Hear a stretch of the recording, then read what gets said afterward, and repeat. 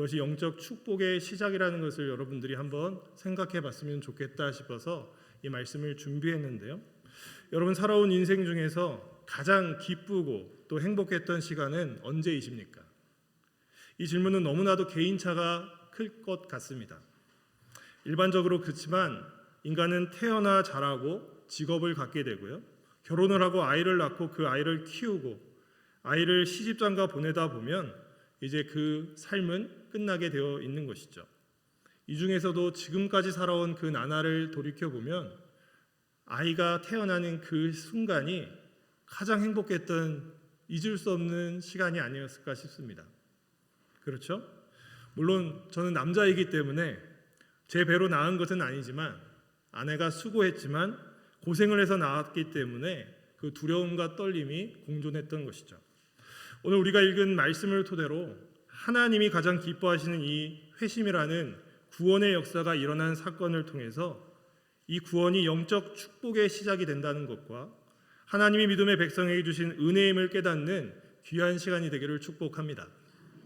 예수님의 공생의 사역 중에 이 여행의 끝이 보이는 장면까지 와 있습니다. 사실은 우리는 부활절을 다 지났기 때문에 왜 다시 또 예수님이 예루살렘으로 향하고 있는가 또 질문하지 않을 수 없지만 예수님께서 이 땅에 오셔서 행하신 일을 생각하시면요, 바로 생명을 살리는 그 일에 집중하셨다는 것을 우리는 기억하게 됩니다. 예수님 당신이 생명이 되어 주셔서 죽어가는 자, 병든 자, 배고픈 자, 이 세상의 모든 어려움을 겪는 자들을 위로하시고 무엇보다 이들의 생명을 살리는 사역을 하나님이신 예수님께서 스스로 감당하셨다는 것이죠. 또한 예수님은 십자가 사역을 준비하시면서 제자 삼는 일을 쉬지 않으셨습니다. 3년간 갈릴리의 어부들의 중심으로 제자 삼고 또 이들을 가르치는 일을 매일같이 하셨던 분이 예수님이셨던 것이죠. 왜 그러셨을까요? 바로 이들을 통해 그리스도가 머리 되는 교회를 세우길 원하셨고 교회를 통해 생명 사역을 지속적으로 감당하기 원하셨던 것입니다. 예수님은 이제 여리고라고 하는 역사적으로 아주 유명한 곳을 지나가고 계십니다. 이 여리고 하면 떠오르는 이미지가 여러분들 있으시죠? 어떤 게 생각나십니까? 이 여리고는 이스라엘 백성이 출애굽해서 40년 동안 광야 생활을 한 후에 하나님께서 본격적으로 가나안 땅을 정복하는 데 있어서 인간의 칼과 창으로 전쟁을 일으킨 방식이 아니라 바로 하나님을 믿는 믿음으로 말씀에 순종하는 자와 함께 하셔서 정복하게 하신다는 것을 분명하게 보여줬던 그 사건이 있었던 장소입니다. 여리고성 전투였던 것이죠. 여리고에 사는 믿음의 여인의 이름을 여러분 잘 알고 있지 않습니까? 무엇인가요? 바로 라합이라는 여인이 생각이 나실 것입니다. 이스라엘 백성들은 6일 동안은 그냥 여리고성을 주위 한 바퀴씩 돌아가는 것이 그 일이었습니다. 마지막 날 이제 7번째 되는 날 어찌했습니까? 이 날만 특이하게 7번을 돌게 되었고 나팔을 불 때 이스라엘 백성들은 함성을 지르게 되었던 것이죠. 그러자 어떤 일이 벌어졌습니까? 성이 와르르 함락되는 일이 벌어지게 되었습니다. 그 이후 여리고라는 곳은요, 훨씬 더 유명한 장소가 되어 있습니다. 예수님 때에도 그곳은 아름다운 성으로 정평이 나 있는 곳이었습니다. 게다가 여러 멋진 나무들도 많아서 절경을 이루었던 것이죠. 또 이 여리고는요, 무역의 중심지였습니다. 지도를 보시면 아시지만 사해 북쪽에 위치해 있고 요단강의 서쪽에 있기 때문에 이 요단강 동쪽과 서쪽을 이어주는 도시로서 문명이 발달할 수밖에 없고 교통로로서 유명하기 때문에 무역이 발달할 수밖에 없었던 것이죠. 예수님께서 여리고를 지나가는 데 있어서 생각해 봐야 할 것은요, 혼자가 아니라는 사실입니다. 예수님과 관련된 소문이 기하급수적으로 늘어서 수많은 사람들이 예수님을 만나보기 위해 그분을 한번 만져보기 위해 함께하고 있었다는 것이죠. 그런데 오늘 성경은요, 여리고 성에 사는 수많은 사람들 중에서도 딱 한 사람에게 초점을 맞추고 있다는 것입니다. 이 한 사람을 성경은 설명하고 있는데요, 우리 2절의 말씀 함께 읽어보도록 하겠습니다. 시작. 삭개오라 이름하는 자가 있으니, 누구라고 합니까? 삭개오입니다. 삭개오라고 하는 이름의 뜻은 선한 사람, 의로운 자라는 뜻을 가지고 있습니다. 이름대로 삭개오가 그렇게 선하게 살았는지 우리는 알 수 없습니다. 하지만 이름 하나는 너무 멋지지 않습니까? 그런데 그 다음에 소개하는 것을 보시게 되면요, 이름과 맞지 않아 보이는데 그가 세리장이라고 설명을 하고 있습니다. 당시 여리고는 무역이 발달하고 있었기 때문에 세리라고 하는 직업은 세무 공무원으로서 말 그대로 명예와 권세를 다 갖춘 자인 것입니다. 그러나 당시 나라를 뺏기고 로마의 세금을 내야 하는 유대인들 입장에서는요, 이 세리들은 원망의 대상이고 나라를 팔아먹은 자로밖에 여기지 않았던 것이죠. 또한 일정 정한 비율대로 세금을 징수해야 오는데 그렇지 않고 자신의 주머니에 착복까지 하는 그런 일들도 비일비재했던 것입니다. 게다가 단순한 세리가 아니라 세리장이라고 하니까 이 사람 삭개오는 권력도 있고 돈도 있는 사람이 분명합니다. 여러분, 이 즈음에서 우리는 사실 의문이 생길 수밖에 없습니다. 예수님과 관련된 이 에피소드 중에 어느 부자 청년이 예수님을 찾아와 영생을 얻는 방법에 대해 물은 적이 있지 않았습니까? 그때 예수님은 십계명을 지키라고 그렇게 명령을 하십니다. 그러자 그 청년 부자는 자신이 어렸을 때부터 이 십계명을 잘 지켜놓으라고 답을 합니다. 예수님은 그런 청년에게 내가 아직 부족한 게 하나 있으니까 내가 가진 것을 다 팔아 가난한 자에게 주고 너는 나를 따르라 라고 말씀을 하십니다.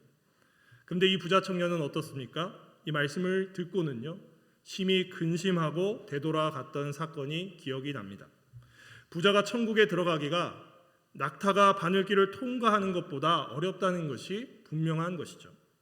오늘 우리가 만나게 되는 이 삭개오라는 사람은요, 유대인들이 생각하는 죄인 중 죄인이라고 하는 세리였고요, 이 사람은 세리장으로 부자로서 구원과 아무 관련 없어 보이는 자 중에 한 명이었던 것입니다. 그런데 이 사람 세리장 삭개오가 상당히 엉뚱한 행동을 보이게 되는데요, 예수님이 여리고성을 지나가신다는 그 소식을 듣자 그분을 보기 원한다는 그 마음이 그에게 생기게 되었습니다. 그런데 다시금 이 세리장 삭개오의 특징을 보게 되면요, 키가 작은 자라고 우리 성경이 우리에게 알려주고 있습니다.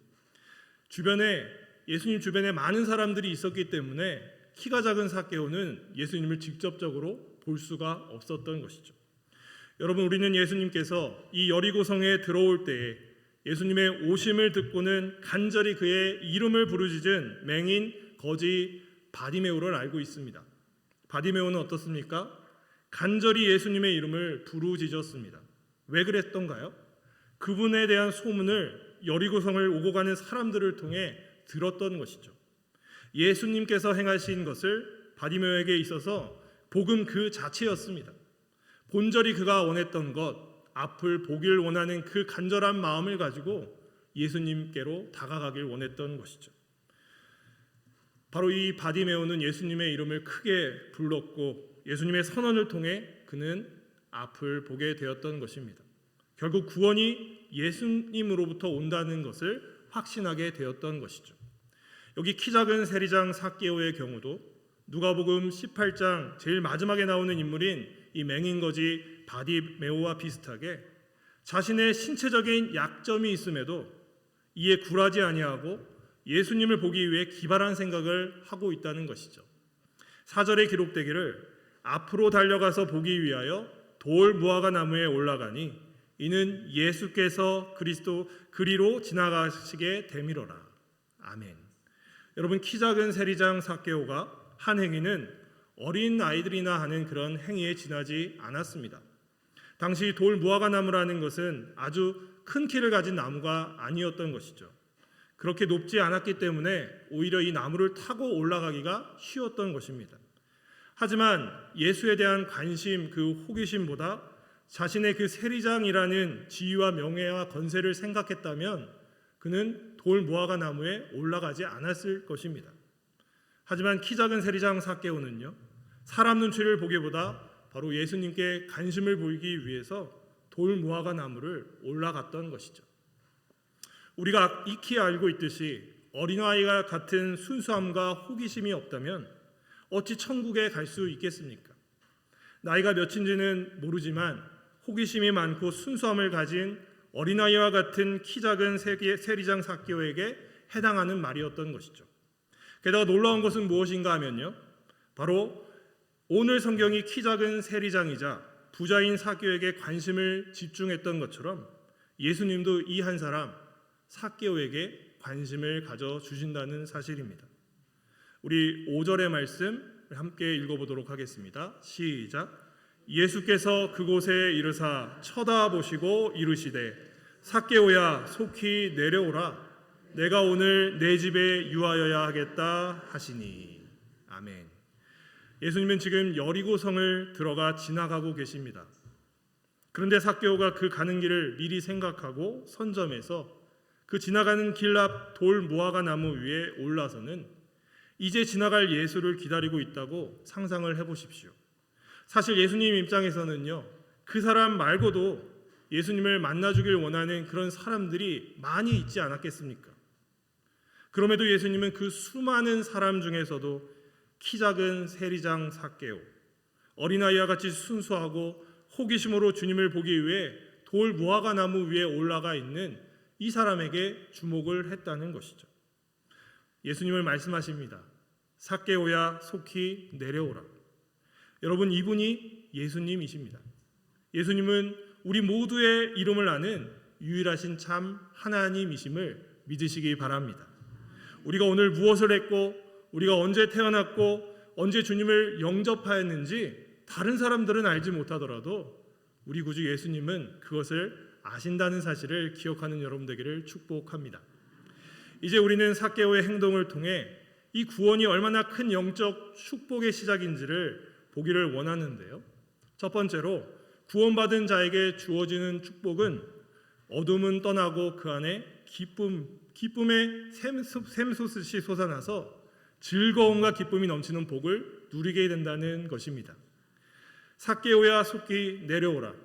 내가 오늘 너 집에 유하여야 하겠다.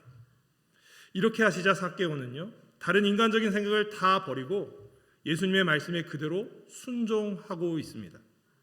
구원이라는 것은 영적 축복의 시작인데요, 구원은 예수님의 초대에 믿음으로 반응하는 것이죠. 키 작은 세리장 삭개오에게 있어서 이 구원은 예수님을 통해 이루어졌는데요, 예수님은 그에게 속히 내려오라고 말씀을 하셨고 그는 이에 대해 급히 내려가 즐거워하며 예수님을 영접하게 됩니다. 이 순간 삭개오는 다시 태어난 것이죠. 어머니의 뱃속에서 태어나 가족의 기쁨이 되었고 이제 두 번째로 예수님을 만나면서 거듭남의 은혜를 입은 것입니다. 예수님의 말씀에 순종하여 급히 내려온 이 삭개오의 모습을 여러분 한번 상상해 보십시오. 그에게는 이전에 경험하지 못했던 엄청난 큰 기쁨이 가득인 것이죠. 이런 기쁨을 여러분 언제 그가 받겠습니까? 주변의 사람들은 그를 죄인이라고 멸시하였고 그는 나름 세리장으로서 그 역할을 감당했지만 그 안에 무슨 기쁨이 있었겠습니까? 우리도 열심히 주어진 삶을 어제도 살았고 오늘도 살고 있고 내일도 살아가지 않겠습니까? 일반적인 삶에서 여러분 어떤 그 큰 기쁨이 있겠습니까? 그런데 예수를 만난 전과 그 후가 얼마나 달라졌는지 여러분들의 인생을 보면 알고 계시지 않습니까? 여러분 예수를 구주로 영접하기 전과 영접한 다음의 삶에 변화가 있으십니까? 없으십니까? 당연히 있죠. 무엇보다 내 안에 그리스도가 사신다는 것은 나를 그분께서 기쁘게 만든다는 것입니다. 또한 그리스도 안에서 사는 것으로 인해서 큰 기쁨이 나에게 있고 그것이 주변 사람들에게 전해지고 변화되게 되었다는 것을 우리가 그것을 알고 있는 것이죠. 그러므로 이렇게 설명해 볼 수 있겠습니다. 구원이 임하면 그 안에 기쁨이 솟아날 뿐만 아니라 즐거움과 기쁨이 넘치는 복을 누리게 된다는 것입니다. 여러분 안에 이 구원의 기쁨이 가득하기를 주님의 이름으로 축원합니다. 두 번째로 이 구원받은 자에게 나타나는 복이란 무엇일까요? 자신에게 있는 소유가 자신의 것이 아님을 이해하고 이제 그것을 포기할 줄 알고 나누는 삶을 살아간다는 것입니다. 지금 예수님은 키 작은 세리장 삭개오의 환대를 받아 삭개오의 집에 들어가 유하시면서 식사를 하고 계십니다. 사람들은 바로 예수가 죄인의 집에 유하러 들어갔다라고 수근수근 거립니다. 맞습니다. 예수님은 죄인의 친구입니다. 예수님은 죄인을 불러 그들을 구원하기 위해 이 땅에 오셨기 때문입니다. 주변의 사람들은 예수님이 이 땅에 온 이유를 정확하게 모른 채 바로 자신들의 입장에서 세리는 죄인이라고 그 죄인의 집에서 유하며 식사하고 있는 그 예수님에 대해서 수군거렸던 것입니다. 하지만 여러분, 삭개오의 입장은 어떻습니까? 예수님께서 자신의 집에 와서 유하시며 식사를 한다는 것 자체가 기쁨이었고 즐거움이었습니다. 예수님과 어떤 대화를 나눴는지 구체적으로 우리는 알 수 없지만 그가 예수님에게 한마디 올리는 것은 진실로 놀라운 것입니다. 우리 다 함께 8절의 말씀 한 번 더 읽어보도록 하겠습니다. 시작. 삭개오가 서서 주께 여짜오되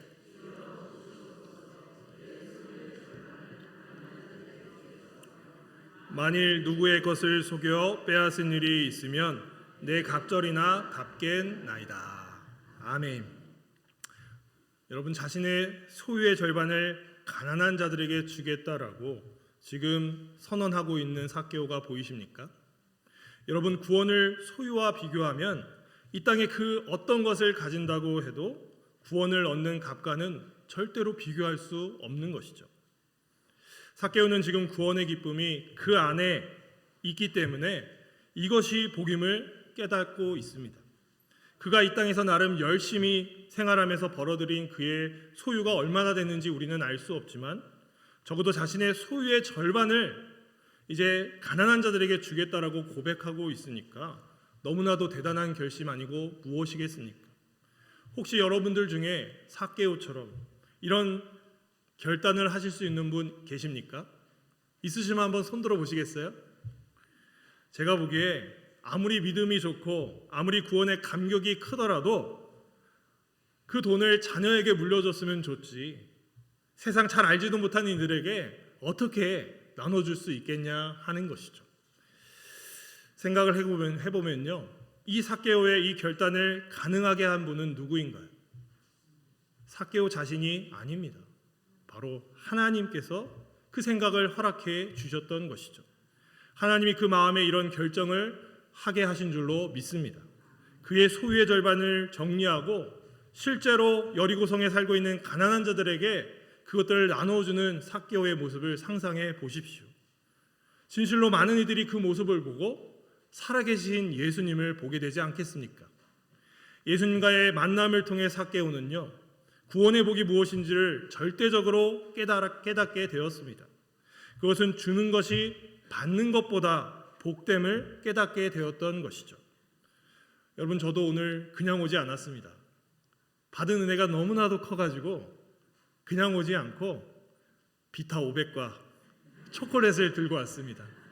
여러분, 가실 때 하나씩 받아가지고 가셔도 될 것 같고 70개 쌍을 가져왔으니까 좀 욕심이 있으신 분 2개 더 가져가셔도 넉넉하지 않을까 싶습니다. 여러분, 그렇습니다. 이것이 바로 예수님께서 강조하시는 청지기적 삶의 자세 아니겠습니까? 초대교회에서 보여줬던 것처럼 믿는 사람이 다 함께 모든 물건을 서로 통용하고 재산과 소유를 다 팔아서 각 사람의 필요를 따라 나눠주는 것, 그 삶을 보여주는 것, 그것이 기독교 공동체가 보여주는 삶의 모습인 것이죠. 삭개오는 만일 누구의 것을 속여 빼앗은 일이 있다면 내 갑절이나 갚겠다라고까지 선언하고 있습니다. 여러분, 법에서 보면요, 사실은 0.2배 정도만 더 얹어서 줘도 괜찮습니다. 그런데 삭개오는 내 갑절을 주겠다라고까지 하고 있더라는 것이죠. 구원의 은혜가 얼마나 컸길래 삭개오가 이런 헌신을 하고 나눌 수 있었던 것일까요? 바라기는 우리도 구원의 큰 소식이 임한 자로서 이 세상의 소유에 연연하지 않고도 주님 한 분 때문에 감사할 줄 알고 내 소유를 가난한 자들에게 나눠주려는 예수님의 마음을 품고 나아갈 수 있는 우리 북서울 꿈의 교회 모든 성도 되시기를 축복합니다. 마지막으로 구원받은 자에게 나타난 세 번째 축복은 무엇일까요? 이 구원이라는 것이 개인만이 아니라 온 가정 가운데 임한다는 사실입니다. 예수님께서 9절에 말씀을 하시는데요. 오늘 구원이 이 집에 이르렀으니 이 사람도 아브라함의 자손이라. 아멘. 여러분, 구원은요 한 개인에게만 영향을 주지 않습니다. 이 구원은 하나님이 주신 선물로서 이 선물을 개인의 것이라고 여기는 것은 구원의 의미를 좁게 보고 있는 것입니다. 오히려 이 구원이 한 개인에게 임하였다는 것은 그로 인해 구원이 확장을 해서 그가 속한 가족 구성원들에게도 고스란히 임하게 된다는 것을 알려주고 있는 것이죠. 삭개오 가족이 몇이나 되는지 우리는 알 수 없습니다. 하지만 예수님 당시 세리장이라는 직위를 가지고 있는 삭개오이기 때문에 그에게 속한 가족들과 그가 만나는 모든 이들에게 예수의 복음이 임하게 됨을 예수님이 선포하셨던 것이죠. 여러분, 그렇습니다. 죄인 한 사람이 회개함으로써 이 죄인 한 사람이 예수님께로 방향을 돌리게 되면 그의 시선이 이 땅이 아니라 하늘을 보게 되고 그의 삶은 복의 통로가 되어서 바로 자신이 가진 것을 이 땅에 사는 모든 일과 나누게 되어 있습니다. 그 중에 가장 큰 것이 무엇입니까? 구원의 복이라는 사실인 것이죠. 여러분, 이 땅에서 구원받은 백성이 보여주는 열매가 무엇이어야 될까요? 바로 복음의 사명을 함께 나누는 것인 줄 믿습니다. 여러분, 우리의 삶에도 하나님은 지금 우리와 함께 하심을 믿으시기 바랍니다. 그리고 나에게 구원의 감격을 허락하신 하나님을 찬양하고 우리 주변의 가족들과 나를 아는 지인들에게 나에게 임한 이 구원의 감격과 기쁨을 함께 나눌 수 있는 여러분 되기를 축복합니다. 여러분, 이제 말씀을 마치기를 원하는데요. 너무 짧았던가요? 여러분들이 집중을 잘 해주셔가지고 여기까지 따라오게 되었는데요. 여러분, 예수님께서 이 땅에 오신 이유는 모든 것을 다 갖췄다고 생각할지 모르지만 여전히 부족해서 죄를 짓고 살아가고 있는 이 부족한 자들을 구원하러 오셨음을 기억해야 합니다. 세리장이고 키가 작고 다 갖춘 것처럼 보일지는 모르겠지만 그는 예수님이 절대적으로 필요했던 사람입니다. 그 안에 진정한 기쁨이 없었던 것이죠. 구원이 임하면 어떻게 됩니까? 참된 기쁨이 우리 안에서 샘솟듯이 올라옵니다. 삶의 방향이 완전히 바뀌게 되어 있습니다. 나를 위해 사는 인생이 아니라 바로 나를 위해 죽으시고 부활하신 예수를 위해 살아가는 인생이 되어 가는 것이죠. 구원은 영적 축복의 시작으로서 영적 기쁨과 참 자유함과 나눔과 섬김을 통해 우리의 가족과 주변의 친구들이 나를 통해 살아계신 하나님을 만나게 된다는 것을 기억하는 여러분 되기를 바랍니다. 여기 삭개오라는 인물이 미래에 어떤 삶을 살았는지 성경은 우리에게 알려주지 않습니다. 하지만 교회의 역사는 그의 삶을 알려주고 있는데요. 알렉산드리아의 주교되는 클레멘트는 삭개오가 주님의 일을 섬겼는데 주님이 부르시는 그날까지 가이사랴 주교로서 영적 지도자가 되어 섬겼다라고 그의 설교 시간에 알려주었습니다. 여러분, 구원을 얻는다는 것은 시작에 불과합니다. 여러분 모두 다 구원 받으셨습니까? 아멘. 구원받은 자로서 이제 우리 어떻게 살아가야 할까요?